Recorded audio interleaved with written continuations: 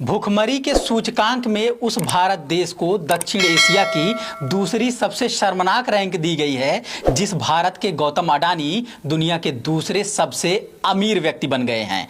कुपोषण, बाल मृत्यु दर और भूखों की आबादी के मामले में उस भारत को 107वीं रैंक दी गई है जिसके प्रधानमंत्री नरेंद्र मोदी को विश्व गुरु बताया जा रहा है। नाइजीरिया, हैती और अफगानिस्तान जैसे देशों के साथ उस भारत को रखा जा रहा है जिस देश का मीडिया उसे सुपर पावर बता रहा है। समझ में नहीं आ रहा है कि इस देश की सरकार और मीडिया के लोग झूठ बोल रहे हैं या फिर विश्व भूख सूचकांक ही गलत बता रहा है। मगर इतना समझ तो आ रहा है कि अमीर और अमीर होता जा रहा है, गरीब और गरीब होता जा रहा है। 2014 के पहले जो बताया गया था गुजरात मॉडल अब पूरे देश पर लागू हो रहा है जिसका नतीजा सबके सामने आ रहा है। गुजरात हो या पूरा देश, इस शख्स पर बेइंतहा भरोसा करते हैं लोग कि प्रधान सेवक हमारा हितैषी है, हमारे लिए एक न्यू इंडिया बना रहा है। जिस न्यू इंडिया का वादा था थोड़ा बहुत पूरा भी हो रहा है, मगर ना जाने क्यों ओल्ड इंडिया से भी ज्यादा बदतर नजर आ रहा है। नमस्कार, मैं समर राज बोलता हिंदुस्तान में आपका स्वागत है। दुनिया भर के 121 देशों की सूची बनाकर भुखमरी का सूचकांक जारी किया गया है जिसमें भारत को 107वां स्थान दिया गया है। श्रीलंका 64वें स्थान पर है, नेपाल 81वें स्थान पर है, बांग्लादेश 84वें स्थान पर है तो पाकिस्तान को 99वें स्थान पर रखा गया है। भारत को 107वें स्थान पर देखकर निराश लोग इस बात से खुश हो सकते हैं कि अफगानिस्तान को 109वें स्थान पर रखा गया है। हालांकि हर मामले में खुद को नंबर 1 बताने वाली सरकार इस बात से नाराज होगी कि उसे दक्षिण एशिया में भी नंबर 2 पर रखा गया है। जबकि अफगानिस्तान ने कितनी मेहनत, कितने संघर्ष के बाद पाई है ये उपलब्धि जब वहां कट्टरपंथियों का पूरी तरह से कब्जा हो गया है। हिंदुस्तान अभी धर्मांधता की ओर है, शायद पूरा धर्मांध नहीं हुआ है, इसलिए अफगानिस्तान से थोड़ा पीछे रह गया है।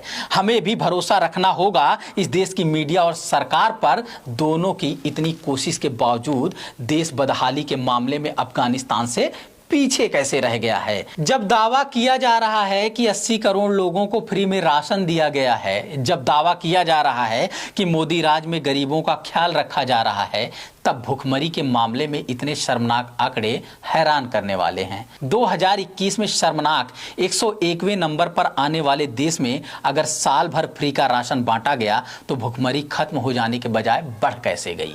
क्या सरकार पूरे साल झूठ बोलती रही कि वो सभी जरूरतमंदों को राशन दे रही है? क्या सरकार कॉर्पोरेट मीडिया के जरिए अपने ही लोगों को गुमराह कर रही थी? क्योंकि सिर्फ पिछले साल से इस साल तक हुए बदलाव की बात नहीं है, पिछले कई सालों से देश के हालात बद से बदतर होते जा रहे हैं। 2014 में ग्लोबल हंगर इंडेक्स में भारत की रैंक 55वीं थी, जो बहुत अच्छी तो नहीं थी मगर आज के हालात के मुकाबले पहले बेहतर स्थिति थी। 2015 में ये रैंक 80 तो 2016 में 97 रही। इसी तरह 2017 में भारत की रैंक 100वें नंबर पर रही तो 2018 में 103 और 2019 में 102। 2020 में इसी ग्लोबल हंगर इंडेक्स में भारत की रैंक 94 थी। इसके बाद 2021 में भारत 101वें स्थान पर आ गया।